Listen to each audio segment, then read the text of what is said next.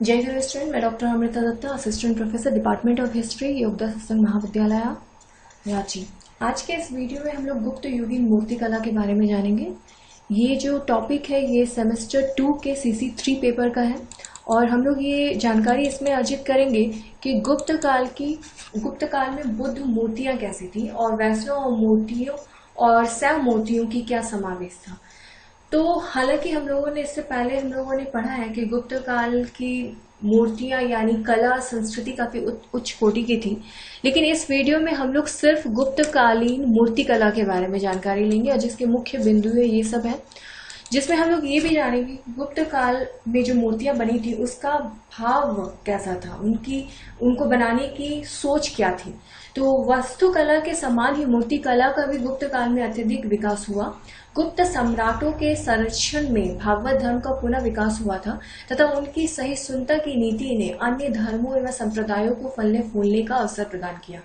परिणाम स्वरूप इस काल में विष्णु, शिव, सूर्य, गणेश, स्कंद, कुबेर, लक्ष्मी, पार्वती, दुर्गा, सप्त मातृकाएं आदि विभिन्न हिंदू देवी देवताओं की प्रतिमाओं के साथ साथ बुद्ध, बोधिसत्व एवं जैन तीर्थकारों की मूर्तियों का भी निर्माण किया गया था। गुप्त युगीन मूर्तिकारों ने कुषाण कालीन नगण्यता एवं पूर्व मध्यकालीन प्रतीकात्मक सूक्ष्मता के बीच संतुलित समन्वय स्थापित करने में सफलता प्राप्त की थी। यानी कुषाण कालीन जो मूर्तियां बनी थी वो अक्सर ये माना जाता है कि उसमें पूरी तरह से मनुष्य को दिखाया गया है, लेकिन उसमें मनुष्य की तपस्या को भी उसमें समावेश करके दिखाया गया है कि मनुष्य किस तरह से तपस्या करता है और उसे उस समाधि में उसे किस तरह की ज्ञान प्राप्ति होती है। तो जहां कुषाण काल में पारदर्शन वस्त्र विन्यास का प्रयोग मार्शल सौंदर्य को प्रकट करने के लिए किया गया जाता था, वहीं गुप्त काल में इसका प्रयोग इसी आवर्तित करने के लिए किया जाने लगा था। माफ कीजिएगा।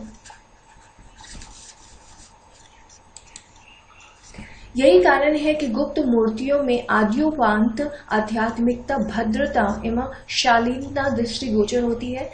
यहाँ तक कि इस समय की बनी बुद्ध मूर्तियां भी गांधार शैली के प्रभाव से बिल्कुल अछूती है। कुषाण मूर्तियों के विपरीत उनका प्रभामंडल अलंकृत है। बौद्ध मूर्तियां गुप्त युग की 3 बौद्ध मूर्तियों में उल्लेखनीय, जैसे सारनाथ की बुद्ध मूर्ति, मथुरा की बुद्ध मूर्ति और सुल्तानगंज की बुद्ध मूर्ति। बौद्ध मूर्तियां अभय, वरद, ध्यान, भूमि स्पर्श, धर्म चक्र प्रवर्तन आदि मुद्राओं में है। इनमें सारनाथ की बुद्ध मूर्ति अत्यधिक आकर्षक है। यह 2 फुट 4 इंच ऊंची है, जिसमें बुद्ध पद्मासन में विराजमान है तथा उनके सिर पर अलंकृत प्रभामंडल है। उनके बाल घुंघराले तथा कान लंबे हैं। उनकी दृष्टि नासिका के अग्रभाग पर टिकी है। यह धर्म चक्र प्रवर्तन मुद्रा में है। कलाकार को बुद्ध के शांत तथा निष्क्रिय भाव को व्यक्त करने में अद्भुत सफलता मिली है। इसकी आध्यात्मिक अभिव्यक्ति, गंभीर मुस्कान तथा शांत ध्यान मग्न मुद्रा भारतीय कला की सर्वोच्च सफलता का प्रदर्शन करती है। मथुरा की जो बुद्ध मूर्तियां मिली हैं उसमें गुप्तकालीन बुद्ध मूर्तियों को 2 विशेष रूप में उल्लेखनीय किया गया है, यानी कि उसे 2 विशेष रूप से बांटा गया है। जैसे दोनों खड़ी मुद्रा में हैं, जिनकी ऊंचाई 7 फुट 2.5 इंच के लगभग है। साथ में पहली मूर्ति जो मथुरा के जलालपुर से मिली है में बुद्ध के कंधों पर संघाटी है। उनके बाल घुंघराले हैं, कान लंबे हैं तथा दृष्टि नासिका के अग्रभाग पर टिकी हुई है। हालांकि इनके बारे में मैं पहले के वीडियो में बता दी हूँ कि इसका मतलब क्या है। तो उसे शरीर के हर एक भाग को अपने आप में प्रस्तुत किया गया है ताकि शरीर में जो सामान्य रहती हैं कि हर एक अंग का एक अपना महत्व है, उसके बारे में गुप्त काल की मूर्तियों में दर्शाया गया है।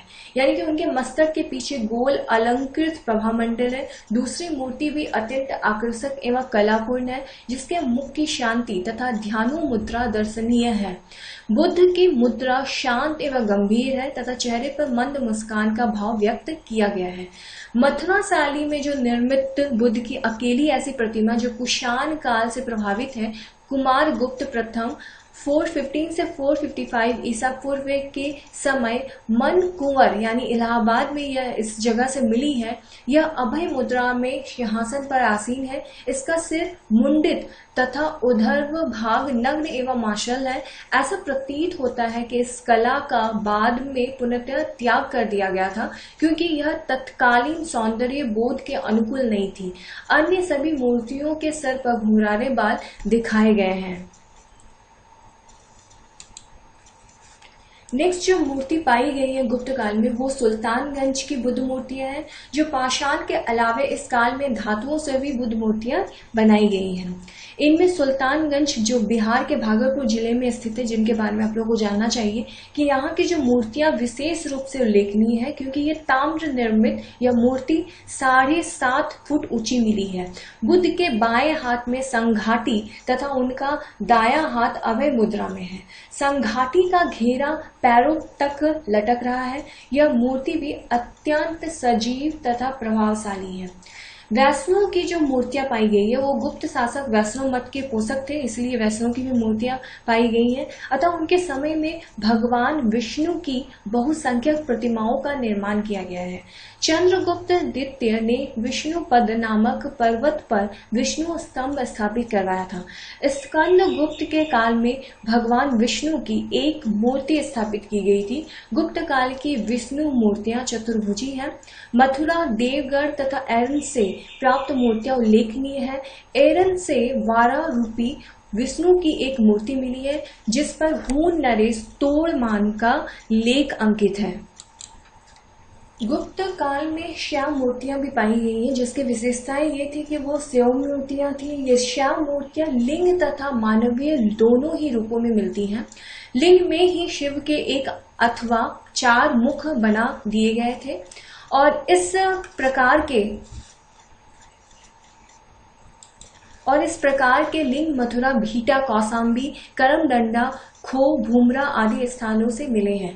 इनमें करमडंडा से प्राप्त चतुर्मुखी तथा खो से प्राप्त एक मुखी शिवलिंग उल्लेखनीय है। ये उस टाइम की जगह का नाम है जो प्राचीन है। आप लोगों को मैंने पढ़ा दिया है, आप लोगों को ये समझ में आ रहा है कि ये प्राचीन नामों में से एक है।